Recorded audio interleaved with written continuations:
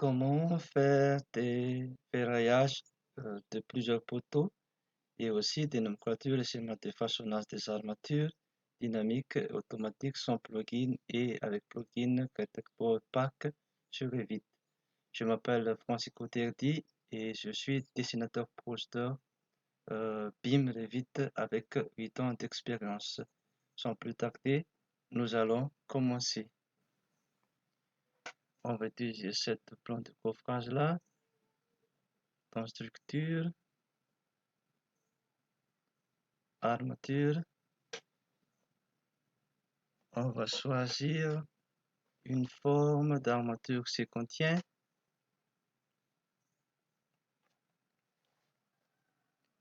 HA6, début de la barre crochet à 135 degrés et la fin aussi 135 degrés, espacement 200 mm ou 20 cm et plan de placement, référence sur le page. On va choisir parallèle, parallèle au plan de construction. Pour orienter le crochet, on appuie sur le barre d'espacement du clavier et on va vérifier que, la barre est bien disposée. Puis on réappuie sur l'armature pour faire les armatures longitudinaux. Et cette fois-ci, on va choisir une forme 1, HA12, nombre fixe, 4, référence, l'enrobage, orientation, perpendiculaire à l'enrobage, ici, et modifier ou échappe, on resélectionne les barres, personnaliser, modifier les barres, pour bien les mettre en place, on va le mettre ici, cette barre là, puis on valide. Comme on a plusieurs poteaux, pas la peine de recommencer le processus, on va utiliser une nouvelle fonctionnalité de Revit. On sélectionne les barres et on va appuyer sur propager l'armature, puis on va choisir beaucoup de poteaux et maintenir le touche contrôle du clavier pour maintenir la fonction, puis on valide. Voilà, c'est fait. Et on va regarder en 3D maintenant. 3D avec son plugin. Et pour voir les armatures, on va dans remplacer visibilité ou touche Wi-Fi du clavier et poteau porteur, on va mettre une transparence de 40. Puis on valide OK, appliquer OK. Voilà, c'est fait. Et maintenant, on va faire une nomenclature. Clic droite de la souris, armature à béton et on va nommer cette nomenclature sans plugin. Nomenclature d'armature sans plugin. Puis OK. Comme champ, on aura besoin du numéro d'armature, du diamètre de la barre,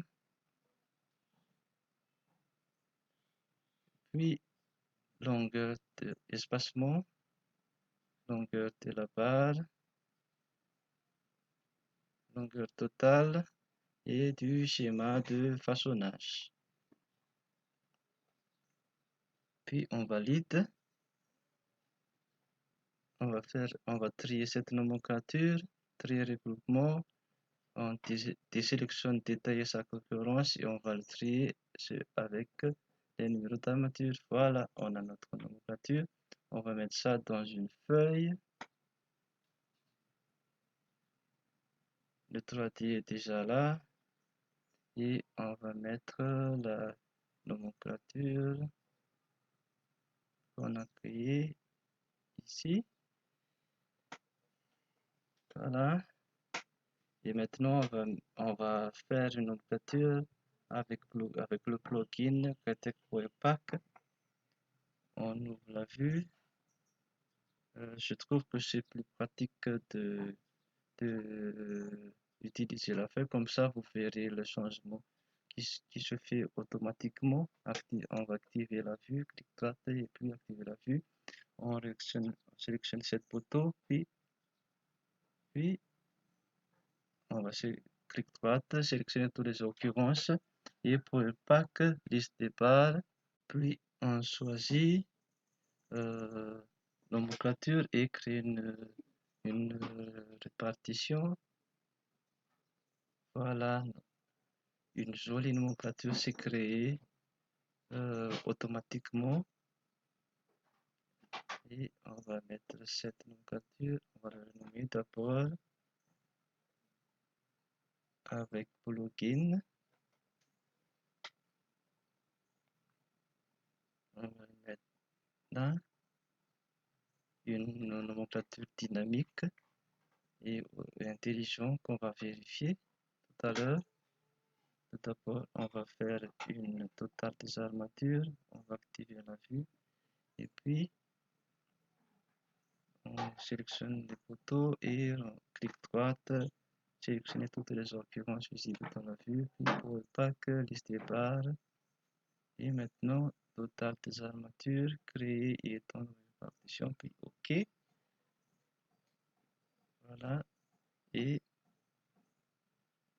le total aussi, les armatures aussi, c'est fait créer automatiquement et on va mettre cette nomenclature là pour vérifier que c'est bien automatique. Regardez bien le poids total et la longueur totale et aussi les longueurs des armatures H6 et H12 vont changer automatiquement.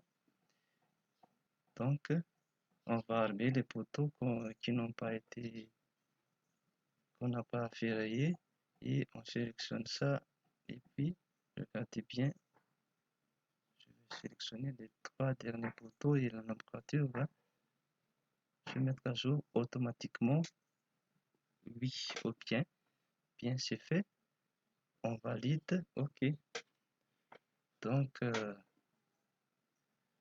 l'avantage du Createc Pack de Revit, c'est que ça permet d'augmenter la productivité, d'accélérer la modélisation et aussi ça permet également d'optimiser le processus BIM de Revit.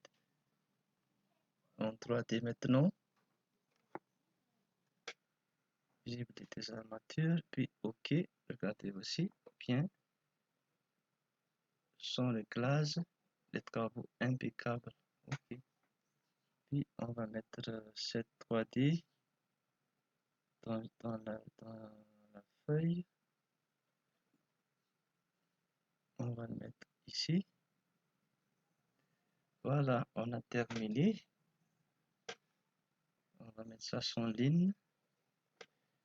Et donc, si vous avez besoin des questions, je suis à votre disposition. J'ai mon numéro WhatsApp et mon adresse LinkedIn aussi. N'hésitez surtout pas à me demander. À plus.